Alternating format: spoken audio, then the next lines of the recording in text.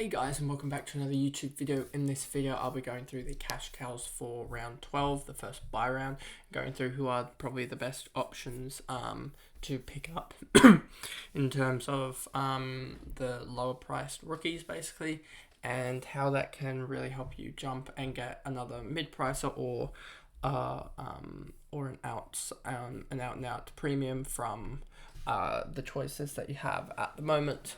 So before we get into the video, remember to like and subscribe, turn the notification bell on so you know when I upload, and let's get into the video.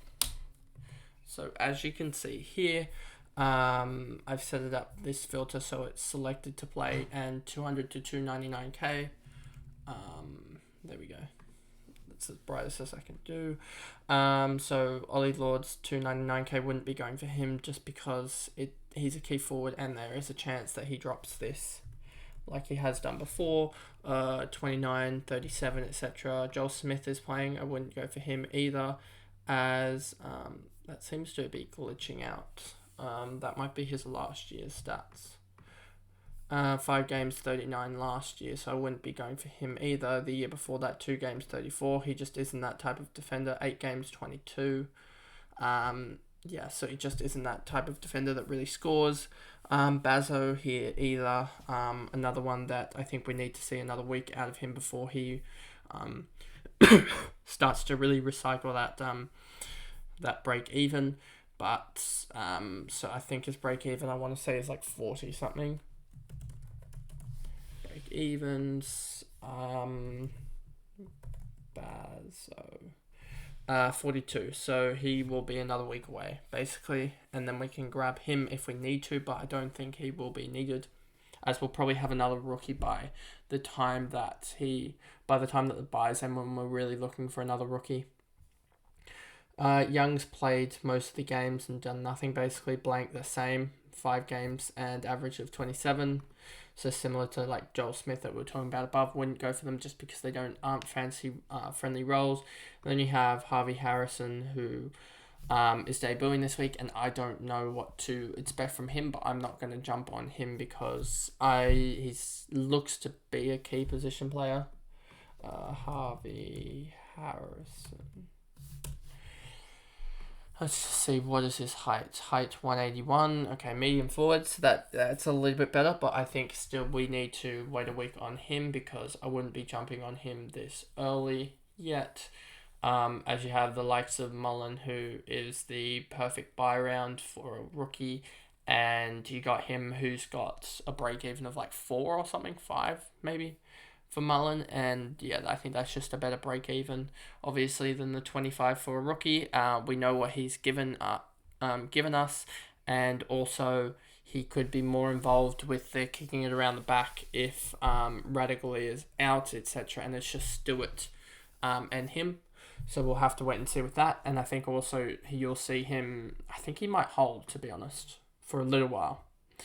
O'Donnell here got a 45, so we're waiting on him to reset his break even, I guess. Maybe another 45 or something will do it.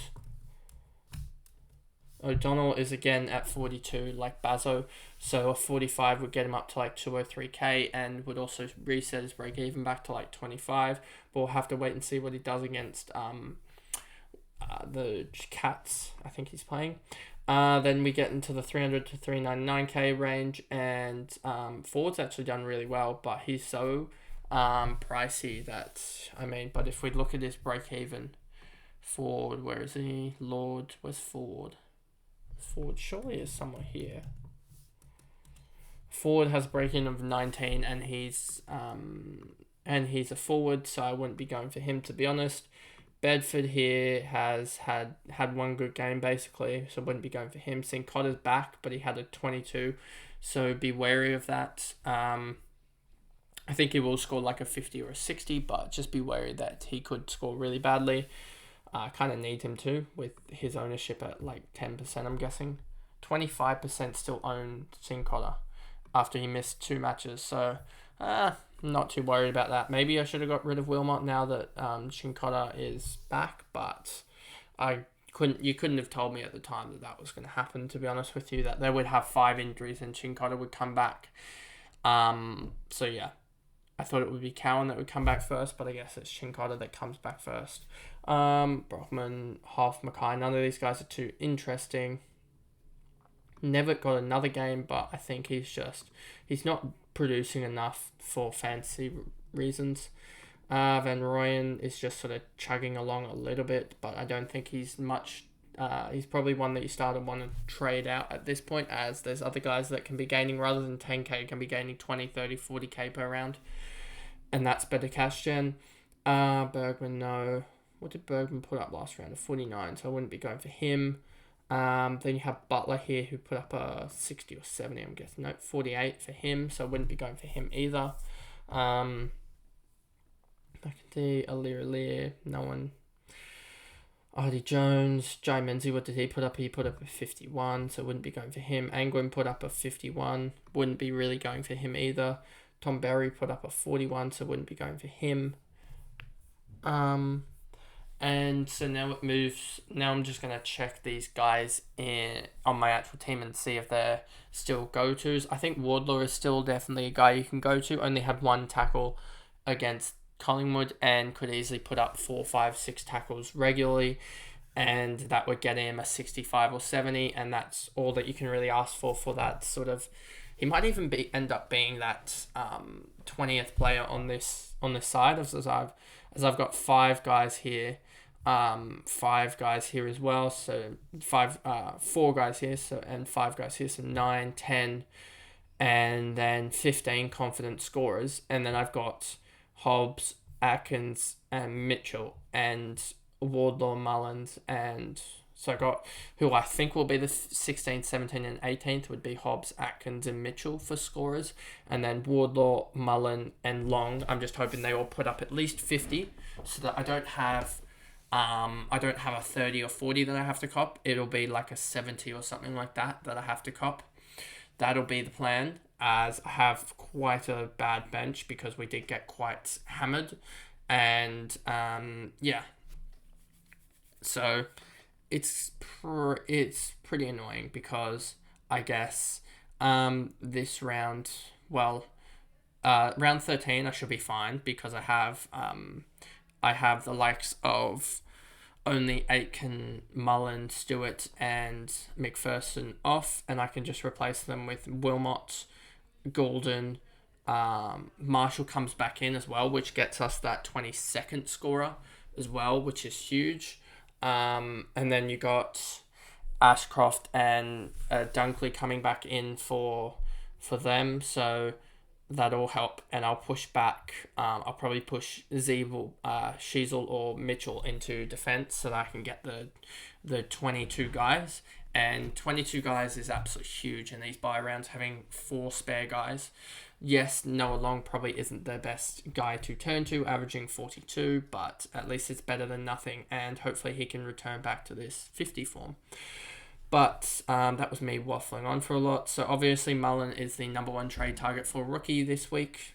Chesser didn't get to play, which sort of sucks, to be honest with you. Do I have enough to be able to trade him out? So maybe do I trade out Drury would work. Drury would work with, and I don't think he's going to get a game anytime soon. And maybe Sharp gets a game or something because of Zorko's in suspension, so maybe we do that actually. We do this and we go Drury. No, Drury would be down here. What am I doing? Drury, where is he? Drury. There we go. Hopefully that works. Too many midfielders. Great. Because that's the case there. So then we just put Dunkley there. And apparently it doesn't work. So we're going to move Hugh Greenwood, which apparently I have at the moment, rather than Hobbs. So I'll make that. If I do this and go to... This is a roundabout way to do it, but I think I want Hobbs at least. Or I want to be able to do it so that I can get Drury out rather than Harry Sharp, as Harry Sharp does have a good chance to at least play round 13, it looks like, with Zorko out. And hopefully there's an injury in that time. Because if I go now and get Drury, invalid, too many midfielders. Great. if I actually go like that, this is the annoying part of the trade thingy. If I go, well, who was I trading out again? I was trading out Drury for Sharp, and now Drury's in the right position. So that's what it was. I think I know what it meant now. Clearly I didn't know what it meant, so I'll have to reverse that trade and redo it. This is annoying. If I go here and then here, does that help me be able to reverse it now? Thank you. Then if I just go Drury and then swap Dunkley to the forward line bench, we go, and then I can get in Hobbs. I didn't need to do that, but there we go. Made that trade, and now it's Drury instead of Sharp because Sharp has an all right chance of playing. And now if I just go, where is Hobbs? Hobbs is there. So now I have that instead, and I think that's a little bit better than what I've got at the moment. My phone just rang as well, so that's brilliant. And yeah, I think that's a much better trade, is getting out Drury. He doesn't look like he's going to play anytime soon, to be honest with you, and getting in, obviously, Hobbs. So I got out 3 guys that I don't think will play, whereas I think Sharp has a really good chance of playing. So yes, it does mean that I have a little bit less cash on hand next week, but we'll just have to wait and see. Maybe it is a good move to get Sharp out and risk and have a little bit more cash to be able to upgrade other guys. So I'll weigh that up this week, probably today, I should say Friday. But as we're going through the 400k guys here, there isn't really anyone particularly that I like, to be honest with you. Last round, Will Phillips, 90. I think he's going to be the sub. Larky, Stevenson. No one else here really that I like, to be honest with you. Could go Humphreys. That would be a play, I think. If we go over here and go down, Humphreys has a break even of 10. So that would be pretty decent. But yeah, I think that's pretty much it, to be honest with you. There isn't really anyone here, and no one really on field that I'd be suggesting going for. Seamus Mitchell should do really well, but I wouldn't definitely grab him up just because of Sicily's suspension. He should get more play, but I wouldn't definitely grab him up just because of that. So that's basically the video there.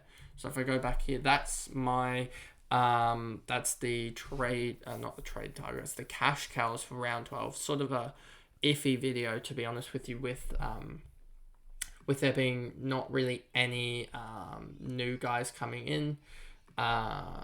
Selected to play, like we only had Harrison and Smith coming in for their first games of the season under 300k, and only really 1 or 2 guys options under 300k, to be honest, and then like 1 or 2 options across the board, other than the 200k rookies to select that are actually going to be sort of cash cows. So really thin at the moment. It's more about getting those, or playing the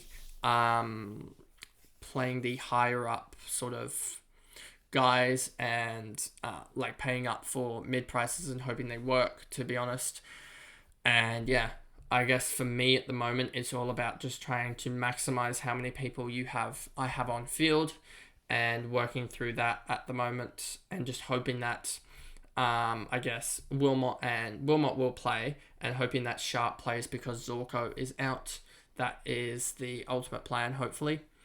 And that'll get me another week of Sharp, and then I can hopefully without injuries trade Sharp out at hopefully 370 or so K, and then trade him with Hobbs or Atkins or someone like, I think it'll be Hobbs, to be honest, and trade them up to the likes of anyone, to be honest, probably 800 or so K back in, hopefully even get him up to the likes of if we go to 700 to 799k, couldn't get Redmond, I don't think. Any round 11 guys, or round 12 guys, I should say. No, it doesn't look like there's any round 12 guys, to be honest. It's 700k. And early 800ks, you've got not really anyone in particular. So it'll be tough to get him up to someone, but I'm sure that there's someone out there that there's at least one option out there that I can get him up to in terms of 700ks that have already played their bye by that point. And yeah, that's pretty much it for me, and I'll see you guys in another video. Thanks, guys. Goodbye.